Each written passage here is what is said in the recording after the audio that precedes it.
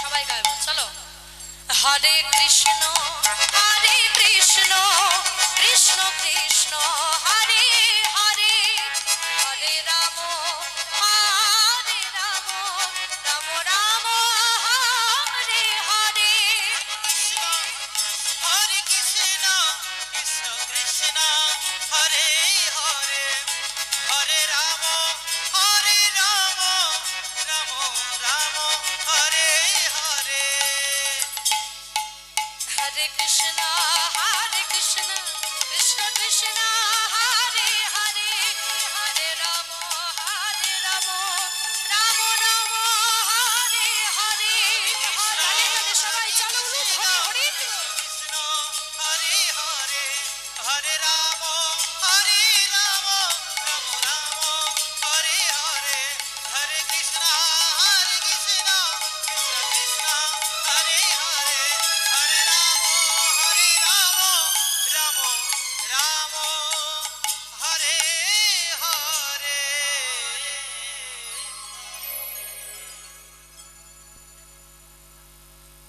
হরিবল। ঠিক সত্যযুগ, মায়েরা মন দিয়ে শোনো কিন্তু, হ্যাঁ, সত্যযুগ। ক্ষীরোদ সাগরের ওপরে একটা পদ্ম ফুল রয়েছে, যে পদ্ম ফুলের পাপড়ি ছিল একটা নয়, দুটো নয়, তিনটে নয়, 33টা পাপড়ি ছিল। হ্যাঁ, ওই যে ক্ষীরোদ সাগরের উপরে যে পদ্ম ফুল ছিল, সেই পদ্ম ফুলের উপরে আমার ভগবান শ্রী বিষ্ণু নারায়ণ তিনি শয়ন করে থাকতেন। যার চরণ সেবায় থাকতেন একজন, যিনি তার চরণ সেবায় থাকতো, কেউ তার নাম বলতে পারবেন? বলুন। বা লক্ষ্মী স্বরূপিণী রাধা রানী, অন্তর্যামী ভগবান শ্রীকৃষ্ণ চৈতন্য, যিনি নিজের মুখে বলেছেন, ভক্ত আমার মাতা, ভক্ত আমার পিতা, ভক্ত আমারই গুরু। আর সেই ভক্ততে মিলে আমার নাম দিয়েছে আমি। তাহলে আমি যদি বাঞ্ছাকল্পতরু ভগবান হয়ে থাকি, আজকের এই বিশ্ব ব্রহ্মাণ্ডের অধীশ্বর হয়ে থাকি, তাহলে এই গোলক বৃন্দাবনে আমার একা একা শোভা পায় না। আমি ভগবান, আমার ভক্তদের নিয়ে লীলা প্রকাশ করতে হবে। এই চিন্তা করে অনাদির আদি গোবিন্দ ভগবান লীলা প্রকাশ করবার জন্য, নিজের সেবার জন্য, ভগবান হিসেবে ভক্তের সেবা পাওয়ার জন্য নিজের দেহ থেকে ওই পাপড়ি অনুযায়ী একজন দুইজন নয় মায়েরা 33 জন দাসীকে সৃষ্টি করলেন। মন দিয়ে শুনবেন বাবা।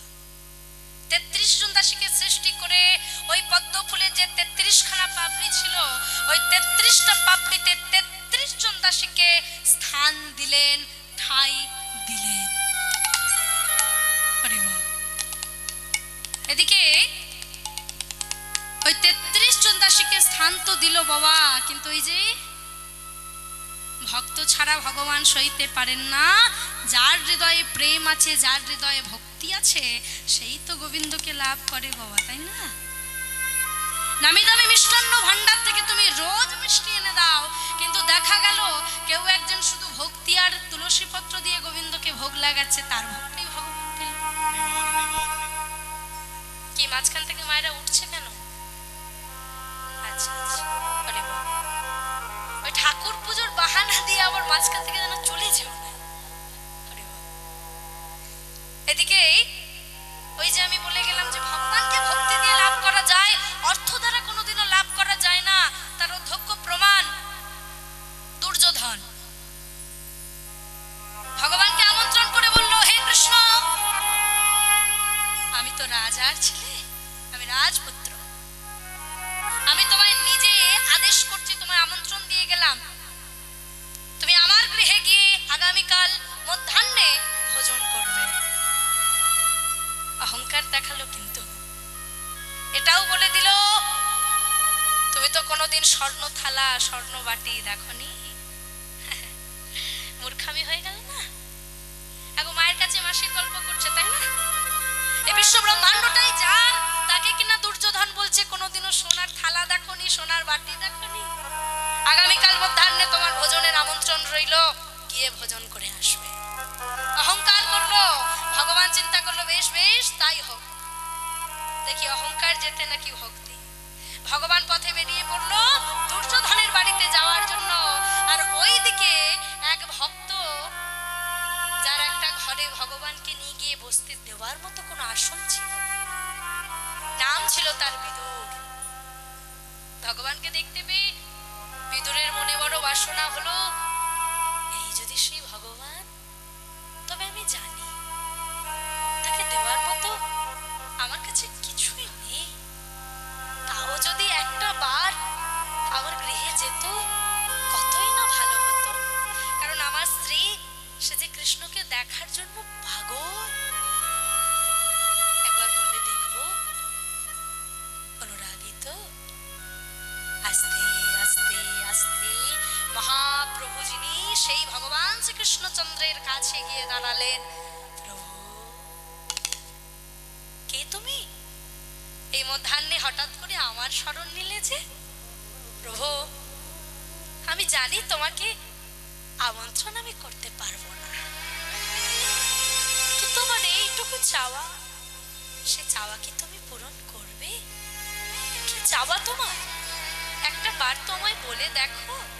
প্রভু, আমি জানি তুমি দুর্যোধনের গৃহে যাচ্ছ, হ্যাঁ ঠিকই বলেছ, তবে সে যেমন তোমাকে অনেক কিছু দিতে পারবে, অনেক কিছু ভোজন করাতে পারবে, আমি হয়তো তার একটা ব্যঞ্জনও তোমায় করে দিতে পারবো না। হয়তো সে তোমার সোনার সিংহাসনে বসতে দেবে, কিন্তু আমি তোমার সোনার সিংহাসনে বসতে দিতে পারবো না। তার জন্য আমার এই হৃদয় মন্দিরটাই যথেষ্ট। কিন্তু প্রভু, আমার স্ত্রীর বহুদিনের আশা, তুমি যদি একটা বার তাকে দর্শন দাও, সে বড় খুশি হয়। তাই যদি মনে করো একটা বার যদি আমার গৃহে যাওয়ার পথে যদি চরম ধুলাটা দিতে, তাহলে বেশ বেশ, আমি দেখছি, তুমি ফিরে যাও, আমি যাওয়ার পথে না হয় দেখা করে যাব। তাই হবে। এদিকে বিদুর চলে গেল স্নানে।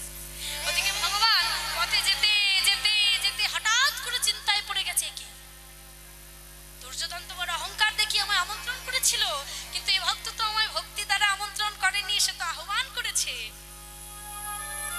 তাহলে অহংকার তো আমার কাছে আগে নয়, আজই প্রমাণ করব, অর্থের দ্বারাই আমাকে নয়, প্রেমের দ্বারাই, ভক্তির দ্বারাই আমাকে লাভ করা যায়। নিতাই গৌর কৃষ্ণ তাই করব। আর দুর্যোধনের ঘরে যাওয়া হলো না বাবা, হ্যাঁ ছুটে গেল ওই বিদুরের ঘরে। বিদুরের ঘরে গিয়ে মধ্যাহ্নকালে পরাশরী দেবীর তো একটাই বস্ত্র ছিল, তো পরাশরী দেবী সবে স্নান করেছে, স্নান করে ওই যে একটাই বস্ত্র এখন শোকাতে দিয়েছে, স্বামী স্নানে গেছে, এখন ওই বস্ত্র যখন শোকাচ্ছে, এখন পরাশরী দেবী চুপ করে বসে আছে। হঠাৎ করে ওই বাইরের থেকে কে যেন দরজায় টোকা দিয়ে বলল, পিসিমা। কে? ও পিসিমা, দরজা খোলো, ও পিসিমা, দরজা খোলো, পিসিমা দরজা খোলো। আরে কে এই ভর দুপুর বেলায় এইভাবে কে ডাকে? পিসিমা দরজা খোলো, ও পিসিমা। আরে শুনতে পাচ্ছ? দাঁড়া দাঁড়া বাবা, আমি আসছি, দাঁড়া। এই বলে ওই ভিজে বস্ত্রটাকে এই গায়ের মধ্যে কোনো রকমে জড়িয়ে নিয়েছে। এখন ওই জড়িয়ে নিয়ে কোনো রকমে আঁচলটা কাছে টেনে নিয়ে ওই দরজাটা,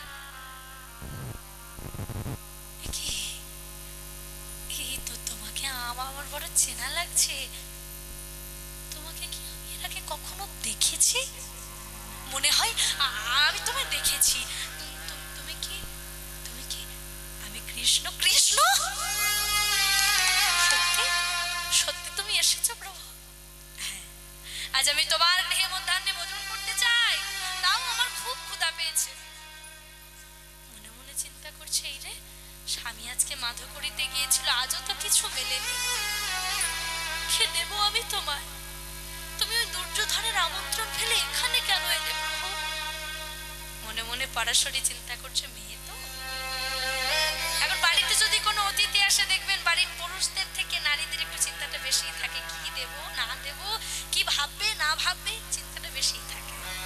এখন পরাশরী দেবী ওই কৃষ্ণকে যখন কাছে পেয়েছে, শব্দ হরণ হয়ে গেছে, ওই কোলের মধ্যে তুলে নিয়ে চিন্তা করছে, কি দেব আমি তোমায়? চিন্তা মনে যে পিসিমা, আসার সময় দেখলাম তোমার ওই কলা বাগানের কলা কাঁদিটা কিন্তু বেশ খানি পেকেছে। তা আমার ইচ্ছে ওই কলার কাঁধি থেকে কিছুটা কলা যদি খেতে পারতাম। তুই কলা খাবি? বেশ দাঁড়া। এই বলে ওই পরাশরী দেবী বাগান থেকে কলার কাঁধিটা নিয়ে এসেছে বাবা। অবস্থা দেখো, কলার কাঁধিটা নিয়ে এসে কৃষ্ণকে কোলের মধ্যে বসিয়ে এত প্রেম জাগরিত হয়ে গেছে, এত অনুরাগী হয়ে গেছে, ওই দিকে আর খেয়াল নেই যে কি দিচ্ছে আর কি ফেলছে। তখন কলার খোসাটা ছাড়িয়ে কলার শ্বাসটা ফেলে দিয়ে কলার খোসাটা গোবিন্দের বদলে দিয়েছে। এখন গোবিন্দ আর বেচারি চাপে পড়ে গেছে, তো কিছু বলার নেই, বেটা বড্ড চাপে পড়ে গেছে। এখন হয়েছে কি, পরাশরী দেবী কিছুক্ষণ পরে অনেকগুলো কলা খাওয়ানোর পরে ভাবছে কলাই খাওয়াচ্ছে। কিছুক্ষণ পরে কৃষ্ণকে বলছে, বাবা কেমন লাগছে বাবা? কৃষ্ণ বলে, পিসিমা খুব ভালো। কারণ মনে মনে চিন্তা করছে, পিসিমা সবাই তো আমায় রাজমন্ডা মিঠাই দেয়, তোমার মতো এত প্রেম দিয়ে এত অনুরাগ দিয়ে কেউ কখনো খাইয়ে দেয়নি। এই কলার খোসার মধ্যে হতে পারে কোনো খাবার নেই, কিন্তু এর মধ্যে যে ভক্তি আছে, সেই ভক্তির দ্বারাই তুমি আজ আমায় লাভ করলে। নিতাই গৌর কৃষ্ণ প্রেমানন্দ। হরি বল, হরি বল। এই হচ্ছেন ভগবান। তাহলে যার অত টাকা ছিল, ভগবান চাইলে কি তার কাছে যেতে পারতো না বাবা? যেতে পারতো না মায়েরা? পারতো তো। যেতে যেতেও ফিরে গেল বিদুরের ঘরে। খালি ওই ভক্তির জোরে ভগবান সদা সর্বদাই ভক্তির কাঙাল। তার প্রমাণ তোমরা পাবে গো আজকের এই লীলায়। আমার ভগবান এদিকে ৩৩ জন দাসীকে সৃষ্টি করলো বটে, তবে ৩৩ জন দাসীর থেকে ওই একদম ৩৩ নম্বর পাপড়িতে যাকে স্থান দিল, যাকে ঠাঁই দিল, তাকে অন্যান্য দাসীদের তুলনায় দেখতে ছিল যেমন অপরূপা সুন্দরী, ঠিক তেমনই ছিল তার অন্তরে গোবিন্দের প্রতি অতুলনীয় প্রেম, ভক্তি, ভালোবাসা। এই ভক্তি দেখে ভগবান স্থির থাকতে পারলেন না, কারোর কাছে গেল না, কিন্তু এক পা দুই পা করে এগিয়ে এগিয়ে এগিয়ে শেষ পর্যন্ত সেই দাসীর কাছে এসে দাঁড়ালেন। ওহে দাসী, আমি তোমায় আমার নিজের দেহ হতে সৃষ্টি করেছি, তাই আজ থেকে আমি তোমার নামকরণ করলাম বিরজা। নামগুলো একটু মনে রাখবে মায়েরা, আমি কিন্তু প্রশ্ন করব। তাহলে আজ থেকে নামকরণ করলাম বিরজা। শোনো বিরজা, আগামীকাল ব্রহ্ম মুহূর্ত হতে সকল দাসীর প্রথমে আমাকে পূজিত করবে, আমাকে দর্শন করবে, সবার প্রথমে আমার চরণ সেবা করবে তুমি। এ আমার আদেশ। তবে শোনো, সময় যদি অতিবাহিত হয় তবে কিন্তু আমার চরণ আর তুমি পাবে না। অন্য দাসী গিয়ে কিন্তু তার সময় মতো আমার চরণ সেবা করবে, সবার প্রথমে তুমি, তারপরে কিন্তু ওরাও আছে। তাই সময় বুঝিয়া পথটি ধরিয়া যে বা চলে দ্রুত গতি, অনায়াসে পায় সে নিজ আপন বসতি। ভগবান শিক্ষা দিয়ে গেলেন, সময় থাকতে থাকতে আমার চরণ ধরো, সময় যদি একবার চলে যায় আর কিন্তু আমায় পাবে না। নিতাই গৌর কৃষ্ণ প্রেমানন্দ। এদিকে ভগবান আদেশ করে চলে গেল, আর এদিকে বিরজা বসে বসে চিন্তা করছে। বাবা মনে মনে বলছে, ও হে দয়াময়,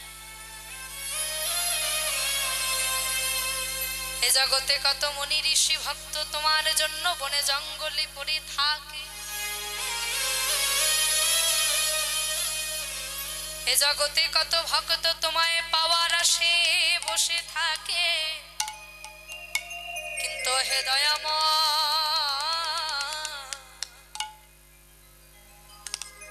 আমি জানি না আমার মধ্যে কি প্রেম আছে, কি অনুরাগ আছে, কি ভক্তি আছে, কিন্তু হে দয়াময়, এ জগতে তুমি দেখুন, বলছে প্রভু তোমাকে পাওয়ার জন্য কত বছর ধরে কত মুনি ঋষি ওই জঙ্গলে কত সাধক সাধিকা তপস্যা করেও তারা তোমার চরণ পায় না, কিন্তু কি মনে করে তুমি আমার মতো অধমাকে নিজের চরণে দাস করলে আমি জানি না প্রভু, এ তোমার কোন লীলা আমি জানি না, তবে আমি এটুকু জানি আমার মধ্যে কোনো ভক্তি নাই, আমার মধ্যে কোনো প্রেম নাই, আমার মধ্যে কোনো অনুরাগ নাই, কিন্তু তোমায় ডাকবো কেমন করে? আমার মনে বড় বাসনা, এ জগতে সবাই তোমার কাছে গিয়ে তোমায় ডাকে, তারা তোমায় লাভ করে, আমি শুনেছি তুমি ভক্তের ভগবান, তোমার প্রতি বিশ্বাস ভরসা রাখলে তুমি নাকি ভক্তকে কৃপা করো, করুণা করো, দয়া করে শেষ পর্যন্ত নাকি তাকে দর্শনটাও দাও। তাহলে আমি তোমার দর্শন পেতে চাই, আমি তোমার কাছে যাব না, তবে আমি দূর হতে তোমায় সেবা করিব, দূর হতে তোমায় সেবা করিব, আমি দূর হতে তোমায়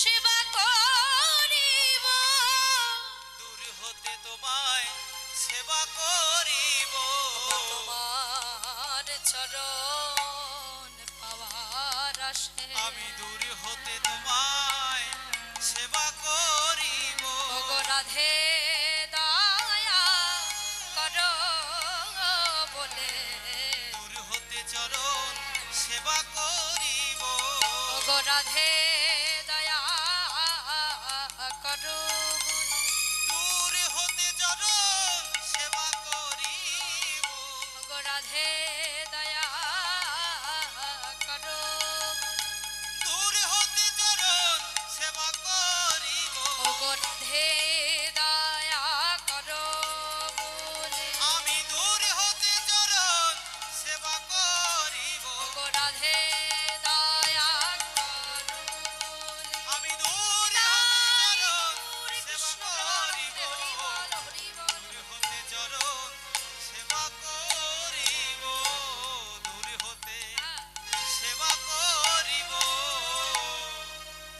তাহলে দূর হতে তোমায় আমি সেবা করব, কবে তুমি কৃপা করে করুণা করে দয়া করে দেখা দাও, তার অপেক্ষায় আমি থাকবো। পেয়ে যখন গেছি আর তো আমার কোনো জ্বালা নেই, যন্ত্রণা নেই, একবার তো পেয়ে গেছি, তুমি নিজে দর্শন দিয়েছো, কিন্তু আবারও আমি তোমায় নতুন করে পেতে চাই, যেদিন আমি তোমার কাছে যাব না, তুমি নিজে আসবে আমাকে কৃপা করার জন্য, অপেক্ষায় বসে থাকবো।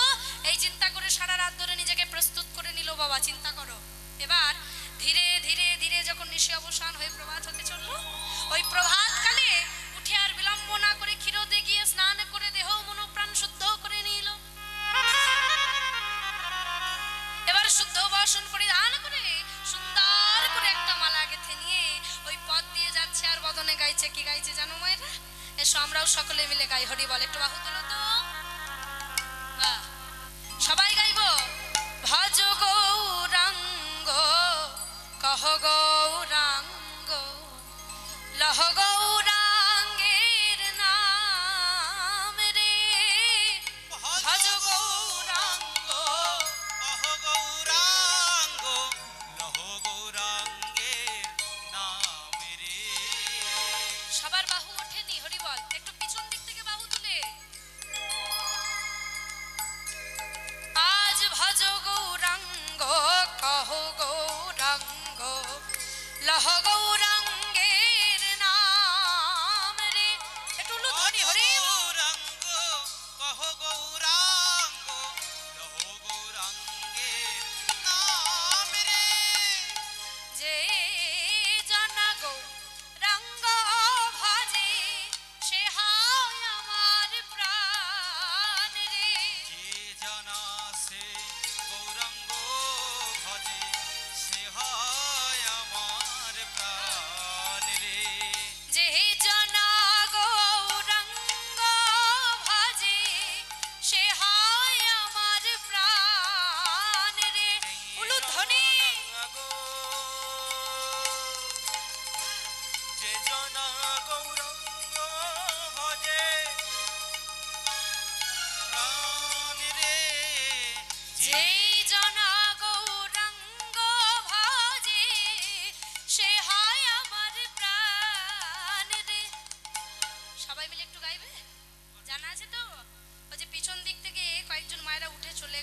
বল, একটু ঘুম পেয়েছে মনে হয়।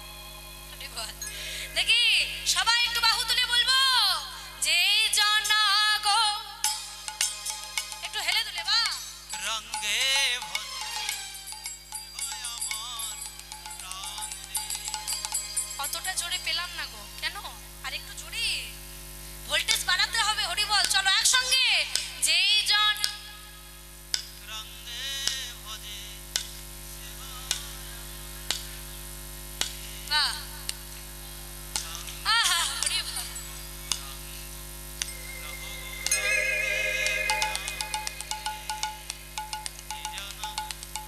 রঙ্গ ভজে সে হয় আমার প্রাণ রে। একটু বাহু তুলে হেলে দুলে চলো। ভজে সে হয় আমার প্রাণ রে। ভজ গৌরাঙ্গ কহ গৌরাঙ্গ লহ গৌরাঙ্গের নাম রে।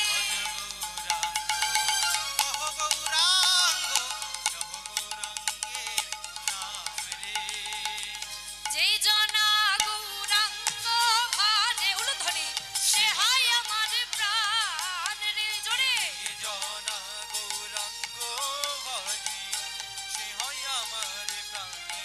আমার যে জনা সে গৌরাঙ্গ ভজে সে হয় আমার প্রাণ রে। ভজ গৌরাঙ্গ কহ গৌরাঙ্গ লহ গৌরাঙ্গের নাম রে। উলুধ্বনি কহ গৌরাঙ্গ কহ গৌরাঙ্গের নাম রে। ভজ গৌরাঙ্গ কহ গৌরাঙ্গ কহ গৌরাঙ্গের নাম রে। হরিব গৌরাঙ্গের নাম রে। ভজ গৌরাঙ্গ হরিব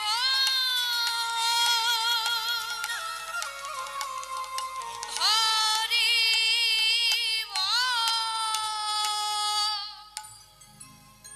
গাইতে গাইতে গাইতে এসে ওই যে মালাখানি গেঁথেছিল বাবা, ওই মালাটা গোবিন্দের গলায় পরিয়ে দিয়েছে।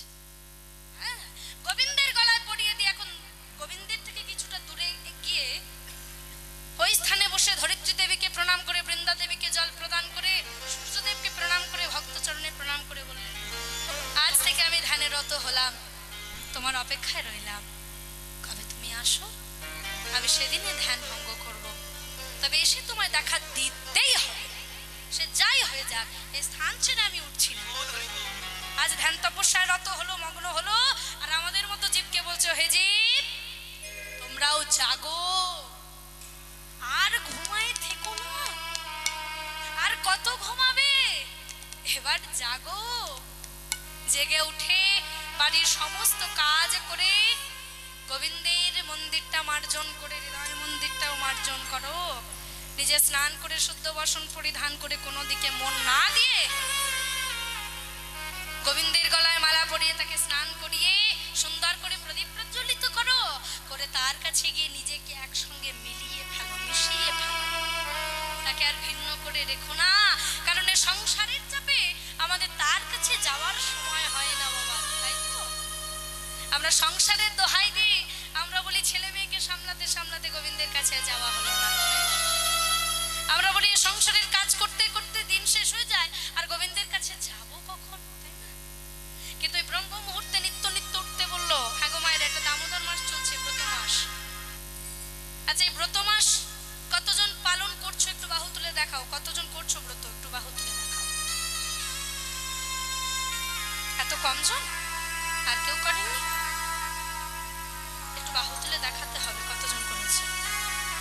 দেখো, আমার চোখে ফাঁকি দিয়ে দিলেও গোবিন্দের চোখে ফাঁকি দেওয়া যাবে না, হ্যাঁ, কারণ দেখবেন কোথাও একটা এই যেমন প্যান্ডেল হয়েছে, কোথাও না কোথাও হয়তো সিসিটিভি আছে, সেখানে লেখা থাকে আপনি সিসিটিভির আওতায় রয়েছেন, থাকে, কিন্তু ওখান থেকে যখন বেরিয়ে আসে আমরা ভাবি সিসিটিভির আওতাতে আর নেই, কিন্তু ওখানে সিসিটিভির আওতাতে না থাকলেও এই বিশ্ব ব্রহ্মাণ্ডটা যার, তার সিসিটিভির আওতা থেকে তুমি কিন্তু কোনোদিন বাহির হতে পারবে না।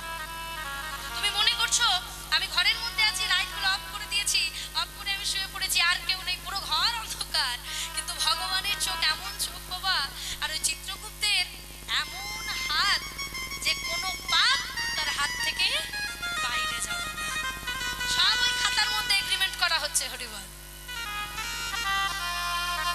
তাই ভগবানের চোখে কোনোদিনও ফাঁকি দেওয়া যাবে না। এই জীবনে সব করলাম সংসারের জন্য, কিন্তু তার জন্য তো আর কিছু করে ওঠা হলো না। কাজে আর এই 3-4 দিন আমার মনে হয় বাকি আছে ব্রত মাস। সেই পূর্ণিমা থেকে শুরু হয়ে গেছে, চলছে, প্রতিদিন চলছে। কীর্তনে যাচ্ছি, কষ্ট করে হলেও বাড়ির থেকে প্রসাদ নিয়ে যাওয়া হয়, প্রসাদ পেয়ে তারপরে বাড়ি আসবো। কারণ আমরা জানি সব দিন তো সময় হয়ে ওঠে না, কিন্তু গোবিন্দের জন্য অন্তত এই একটা মাস নিজেকে যদি তার চরণে সমর্পণ করতে পারি, জানি কোনো কাজ হবে না, কিন্তু সনাতনী হিসেবে এইটুকু গর্ব অন্তত করতে পারবো যে দামোদর মাসে গোবিন্দ দামবন্ধন লীলা করেছিল, সে দামোদর ব্রত আমরা করতে পেরে সনাতনিত্ব বজায় করতে পেরেছি। নিতাই গৌর কৃষ্ণ প্রেমানন্দ। হরি বল হরি বল। কাজে আর 3-4 দিন বাকি আছে, পারলে একটু নিরামিষ আহার করে একটু ঘিয়ের প্রদীপ, মাটির ঘিয়ের প্রদীপ একটু গোবিন্দের কাছে সন্ধ্যাবেলায় দিয়ে আরতি করবে। মাত্র 3-4টে দিন একটু কষ্ট করে নিরামিষ আহার করবে, তবে সর্ষের তেল খাবে না, যা করবে সাদা তেল। হ্যাঁ, হরি বল। তাই মায়েরা, এদিকে বিরজা বসে বসে আমাদেরকে শিক্ষা দিচ্ছে, হে জীব আর ঘুমায় থেকো না, তোমরাও জাগো। অপূর্ব সুন্দর করে বললেন, বিভাব ঋষি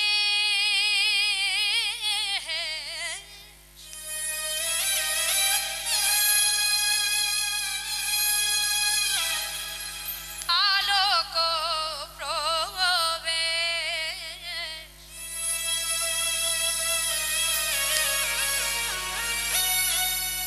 নিদ্রা ছাড়ি ওঠো ঝি, বিবাবরিষে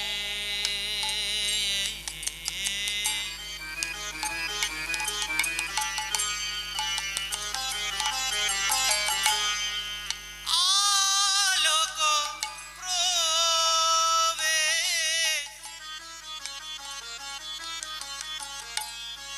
নিদ্রা ছাড়ি ওঠো বিভাবরী শেষ আলোক প্রবেশ, নিদ্রা ছাড়ি উঠো জি। বিভাবরী শব্দের অর্থ হচ্ছে নিশি, অর্থাৎ নিশি অবসান হয়েছে, আলো প্রবেশ করেছে, এবার যাবতীয় কাজ সেরে নিয়ে গোবিন্দের কাছে চলে যাও। এই সময়টা তার জন্য। ছুটে গিয়ে তার কাছে কিছু না চেয়ে তাকে আলিঙ্গন করে, চুম্বন করে, তার সঙ্গে কথা বলো, নিজেকে মিশিয়ে ফেলো, বদনে বলো, বলো হরি হরি।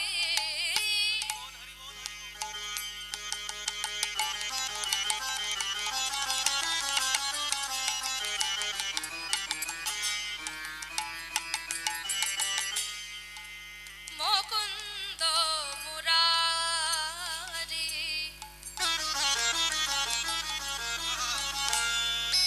রাম কৃষ্ণ হায়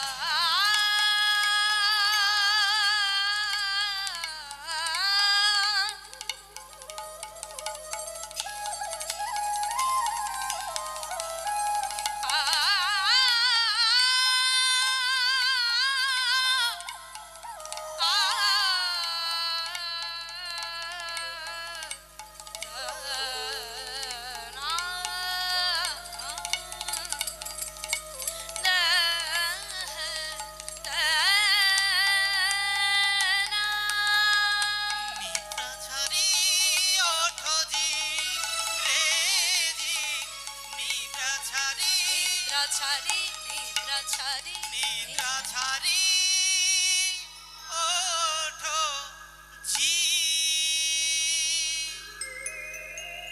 আজ অপূর্ব সুন্দর করে গাইতে গাইতে গাইতে মন দিয়ে শোনো মায়েরা, 12,000 বৎসর পেরিয়ে গেল। 12,000 বৎসর পরে অনাদিরাদি গোবিন্দ আজ ঠিক থাকতে পারলেন না, এক পা দুই পা করে এগিয়ে গেল সেই ভক্তের কাছে। এগিয়ে গিয়ে বললেন, বিরজা তুমি এসেছো দয়াময়, তুমি এসেছো কৃপা করে করুণা করে দয়া করে, সত্যি তুমি দেখা দিলে প্রভু, আমার জীবন ধন্য। বল কি চাস তুই? আমি আমি কি চাইবো, কার জন্য চাইবো? এ জগতে তো সবই তোমার। বেশ, দিতে যখন চাও তবে এ জন্মে যেভাবে আমি তোমার চরণ সেবা করবার সুযোগ পেয়েছি, প্রত্যেক জন্ম জন্মান্তরে যেন যে সুযোগ আমি লাভ করতে পারি, তোমার চরণ সেবাটুকু যেন আমি করতে পারি। বেশ, তথাস্তু, তাই হোক। তবে শুনে রাখ, তোর মধ্যে তো কোনো চাওয়া পাওয়া রইল না, তাই তুই যখন কিছু চাইলি না বাধ্য হয়ে আমি তোকে একটা বর দিচ্ছি, তুই আমাকে একটা দিনের জন্য পতি রূপে লাভ করবি করবি করবি। আদেশ করে গোবিন্দ ফিরে গেল। এদিকে বহুদিন কেটে গেল। বিরজার মনে তো আর কোনো জ্বালা নেই, যন্ত্রণা নেই। হরি বল। কি গো, পিছন দিকে যে বন্যা উঠছে ধীরে ধীরে, একজন দুইজন করে উঠতে থাকছে, কি ব্যাপার? এখানে কটায় রাত প্রসাদের ব্যবস্থা আছে? আচ্ছা, তো একটা কথা বলে দি বাবা, এই আসনটা ছেড়ে আমি কাউকে উঠতে দিই না, একটাই কারণ, যে কারণটা হচ্ছে এই আসনটা তো আমার তোমার মতো সাধারণ কারোর আসন না বাবা। এই আসন হচ্ছে মহারাজ পরীক্ষিতের আসন, যে আসনে 7 দিন ধরে টানা বসেছিলেন ওই মহারাজ পরীক্ষিত। প্রথম ভাগবত কথা আস্বাদন করেছিলেন, শ্রবণ করেছিলেন এক ভাগবত আচার্য। সেই ভাগবত আচার্যর পদম হতে প্রথম ভাগবত কথা শ্রবণ করেছিল মহারাজ পরীক্ষিত।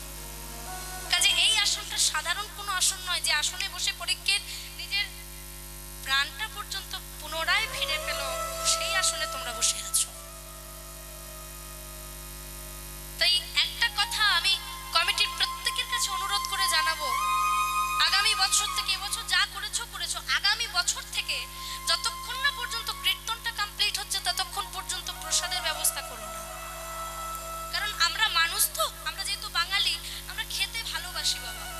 তবে যে খাওয়ার পর একটা ক্লান্তি ভাব চলে আসে, আসুক আর না আসুক, এই যে শীতকাল ধীরে ধীরে পড়ছে, ওই হাতটা ধুলাম, কীর্তন রইল পরে, ঘরে গিয়ে বালিশটা নিলাম, এসিটা অন করলাম বাবা, ধরাং করে শুয়ে আর কীর্তনটাই শোনা হলো না। তো কমিটির কাছে আমার হাত জোর করে অনুরোধ আমি করছি, আমি আসি বা না আসি, যে কীর্তনেই আসুক না কেন, কীর্তনটা যতক্ষণ না পর্যন্ত শেষ হচ্ছে প্রসাদের আয়োজন করো না। দরকার পড়লে সন্ধ্যা 6টায় তুলে দাও, 10টার মধ্যে কমপ্লিট হয়ে যাক, তারপরে প্রসাদ সেবার ব্যবস্থা করো, কোনো সমস্যা নেই। কারণ প্রসাদ সেবার পরে অনেকে আর হরিসভায় আসতে চায় না, এটা মহা অপরাধ। হরিসভা ছেড়ে যাওয়াটাই অপরাধ।